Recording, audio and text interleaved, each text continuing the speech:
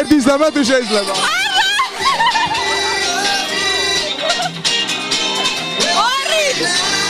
დიდი მადლობა. გამარჯობათ. ესეც ხდება ხოლმე გაორბის ხალხი გადაღებას. ვერაფერს ვერ ვიტყვი. გამარჯობათ, როგორ ერთობით საღამოს? საოცრად, განსაკუთრებით ერთი ჭიქის მერე. რა უნდა კითხოთ, იცით? ნუ დღესდღეობით უხეხული არ არის ეს კითხვა და უნდა კითხოთ. რაზე მომკერდი გაქვთ? ორ ნახევარი როგორც მაქვს. შეიძლება რომ დავწმუნდე. ნუ შევამჩნი ერთი გოგო რომელსაც დაახლოებით 4 ქონდა. გემრიელად იყო, მაგრამ ესეთების არია.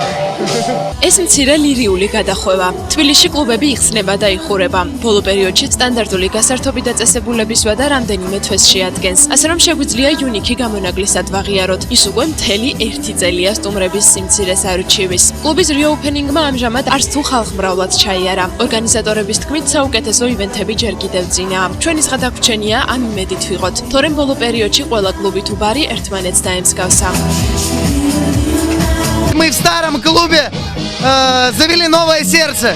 Мы пытаемся сделать из того, что было, что-то новое. პრინციპში ყველა სტანდარტული ქართული კლუბის სტუმარიც ერთმანეთს გავს. ზოგჯერ ისეთ შთაბეჭდილებას ტოვებენ, რომ გასართობად კი არა გამოფენაზე მიდიან. ექსპონატები კი თავად არიან. შავი ფერი კვლავ დომინანტია, მაღალხოსლიანი ფეხსაცმელი აუცილებელი ატრიბუტი. მოკლედ შეიძლება იმ დასკვნამდეც მიხვიდე, რომ გართობა ჯერ ისევ სასწაული გვაქვს. არ მომწონს? სახე! ჩამოწელილი სახეები რაღაც. ფეის კონტროლი უნდა გააუმჯობესო. ჩამოწელილი სახეები არც ეკვავენ არაფერს არ ეკეთებ. როინები არიან. თან! ასეა თუ ისე კლუბი იუნიკი გახსნის დღიდან ერთ-ერთ ყველაზე წარმატებულ ვენიუდ ითვლება. აქაურობის სტუმარი საკმაოდ ბევრი პოპულარული მუსიკოსი ყოფილა. თუ კი მათ რიცხვს სამომავლოდ კიდევ რამდენიმე სახელი შეემატება, თავისუფლად შეგვიძლია ვთქვათ, რომ მისთვის კონკურენციის გაწევა ბევრს გაუჭირდება.